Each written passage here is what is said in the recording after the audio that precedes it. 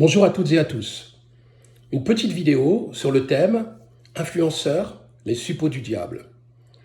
Le titre est volontairement provocateur, mais ô combien, hélas, il accroche à la réalité. Suppôts du diable dans le sens où certains, pas tous, je ne vais pas généraliser, s'apparentent en une secte et véhiculent des idées malveillantes, immorales, nuisantes, et ceci afin de pervertir les individus et tout particulièrement la jeunesse. Alors afin de mieux comprendre le phénomène, j'ai fait quelques recherches. Et il me faut tout d'abord définir le mot.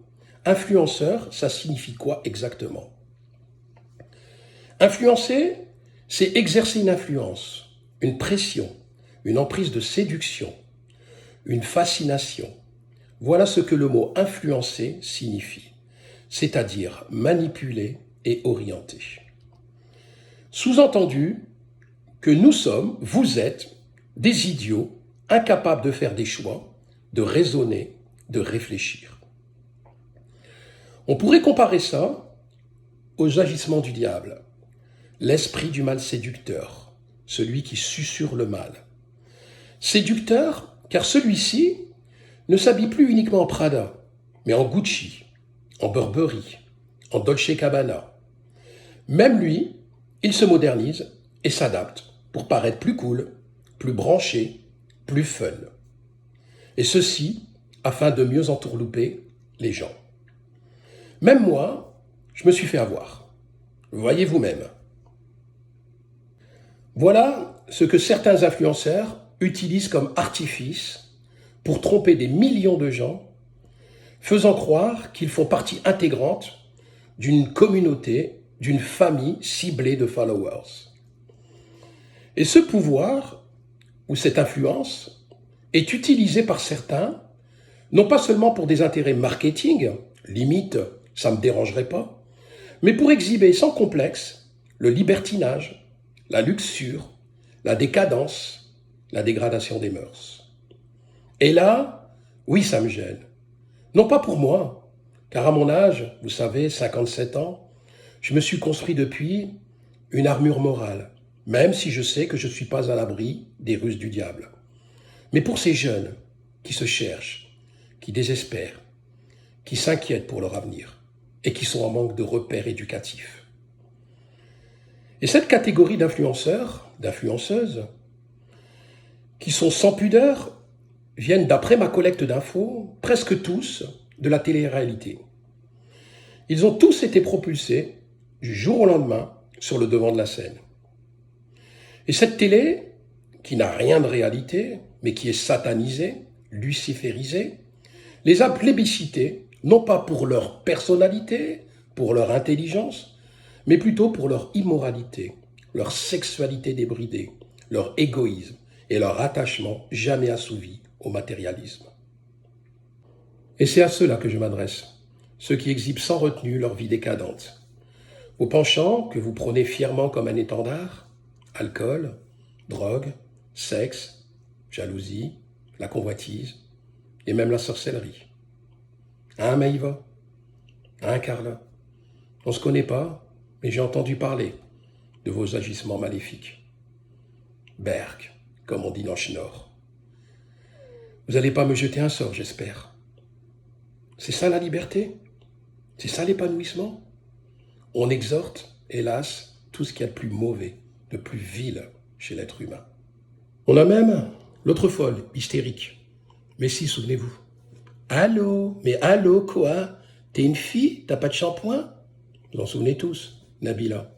Elle a même planté son mec avec un couteau. Incroyable. Mais d'où elle vient, celle-là? C'est qui cette bimbo écervelée?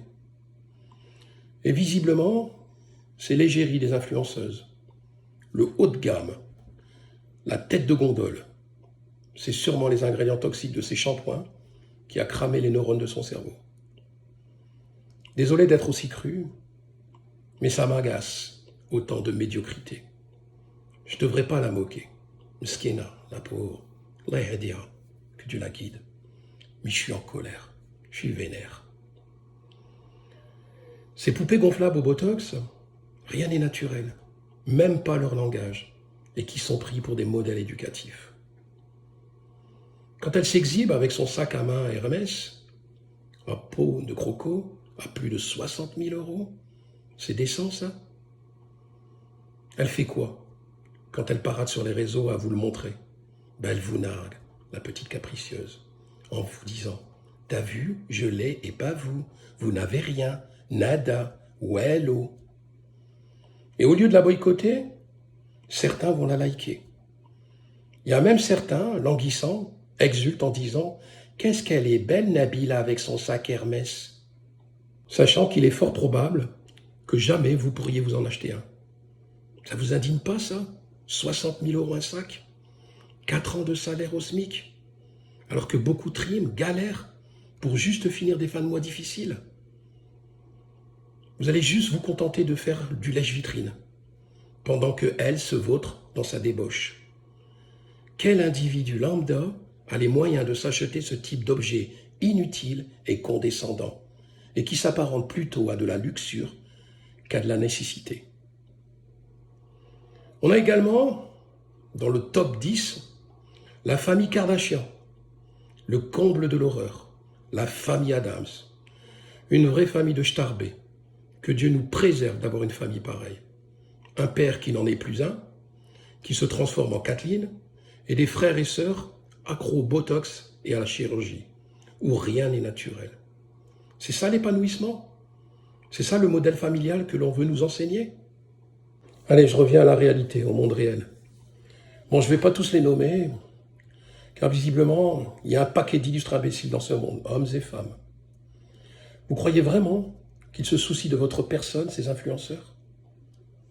Certains me diront, tu comprends pas, c'est des modèles, c'est la réussite, c'est vers ça qu'il faut tendre. Allah istarna, que Dieu nous protège d'une pareille errance. Franchement, j'arrive pas à cerner le profil des personnes qui entretiennent ces guignols dépravés. Avez-vous vraiment besoin dans votre vie, pour la construire, de ces perturbés manipulateurs qui exhibent leur richesse avec indécence? Leur notoriété dépend de votre audience. Si vous les boycottez, ils disparaîtront aussi vite qu'ils sont apparus. Ils n'auraient aucune existence. Ils existent car c'est vous qui les maintenez en vie. Comme dirait notre très cher président, c'est de la poudre de perlimpinpin qu'ils vous vendent. De la poudre aux yeux. Ils vous vendent de l'illusion, de la tromperie. Ce sont juste les jouets d'un système qui vise à faire croire que c'est ça la réussite. Alors j'en vois quelques-uns, un peu naïfs, s'ériger en défenseurs irréductibles et me taxer de jaloux frustré. J'ai 57 ans. À mon âge, vous savez, on aspire plutôt à une retraite tranquille, en compagnie de ses enfants, ses petits-enfants, et à profiter pleinement de sa famille. Et je prie Dieu le Très-Haut pour qu'il m'exauce. Je suis un papy comblé, et cela vaut toutes les richesses du monde. On aime tous l'argent. Ce serait légèrement hypocrite de dire le contraire. Sinon, on ne se lèverait pas tous les matins. Mais ce qui distingue les individus, c'est qu'est-ce que certains sont prêts à faire pour en obtenir, pour en avoir. Est-ce qu'on est prêt à tuer, à voler, à jalouser, à vendre de la drogue, à tromper, à mentir? La psychologie nous démontre que nous avons tendance à succomber à nos démons, plutôt qu'à écouter nos anges. Alors je laisse chacun avec sa conscience et sa morale. Alors comme il faut être force de proposition et pas rester dans la critique systématique et gratuite, voilà ce que je propose à ceux qui souhaitent devenir influenceurs. Et visiblement, il existe des formations. Vous avez remarqué qu'il n'existe pas d'influenceurs pour lutter contre la famine. Chaque jour, 25 000 personnes meurent de faim, d'après les Nations Unies. Pour lutter contre la pédocriminalité, le nombre d'enfants qui disparaissent chaque année dans le monde est époustouflant, 8 millions. J'ai été surpris d'apprendre ce chiffre. Environ 50 000 enfants disparaissent en France chaque année. Pour lutter contre la pauvreté, d'après l'INSEE, la pauvreté monétaire concernerait 8,6 millions de personnes en France. Et là, bizarre, aucun influenceur. Normal, ça ne rapporte pas d'argent. L'idée serait, pour éradiquer ces fléaux, que de nouveaux influenceurs 2.0 puisse s'organiser pour alerter et sensibiliser les gens, et tout le fric récolté serait utilisé pour ces causes nobles. Voilà l'intérêt collectif. Voilà en quoi je crois. Allez, un dernier kiff. Je remets mon accoutrement de vacancier. Pour en finir, et j'en resterai là. Quand je vois cette jeunesse manipulée, il y a des moments, j'ai envie de les secouer et leur dire « Réveillez-vous, bon sang. Voyez à quel point on vous prend pour des teubés. Vous valez mieux que ça. Reprenez votre vie, vos rêves en main. Débarrassez-vous de ces agents toxiques, nocifs et destructeurs. Et méfiez-vous de leurs sournoises tromperies. Éloignez-vous d'eux. C'est du éphémère, un château de sable ce qu'ils construisent. Et ça va pas tarder à s'écrouler. Croyez en vos rêves. Tentez de les réaliser. J'ai tendance à dire aux jeunes que j'accompagne dans le cadre de mes fonctions, il vaut mieux vivre avec des échecs qu'avec des regrets. On se plante, tant pis, on redémarre autre chose. Mais au moins, vous aurez eu le mérite d'avoir essayé. Croyez en votre potentiel. Osez. Les années défilent et un jour, vous allez vous réveiller et vous rendre compte que c'était de la supercherie, une pure mascarade.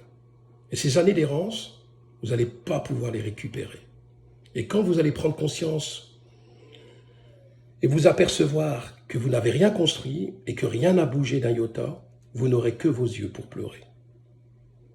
J'ai confiance en vous et en votre capacité à ressurgir, à réagir. Un petit clin d'œil à Nabila, si toutefois mon message lui parvient. Je me suis un peu lâché sur elle, c'est vrai. Mais qu'elle sache que je n'ai rien contre elle personnellement. C'est pas elle que je vise, mais ce qu'elle représente, ce qu'elle véhicule. Et ceci m'est insupportable. Elle est sûrement une brave fille. Elle n'est sûrement pas cette bimbo un peu gruge qu'on nous présente. Certes un peu paumée spirituellement, mais cette pauvre fille, il faut qu'elle se ressaisisse, qu'elle réfléchisse sur le sens de sa vie, qu'elle prenne du recul et qu'elle sorte de cette prison dorée aux joies trompeuses et elle en ressortira grandie. Allez, je vous salue. À bientôt.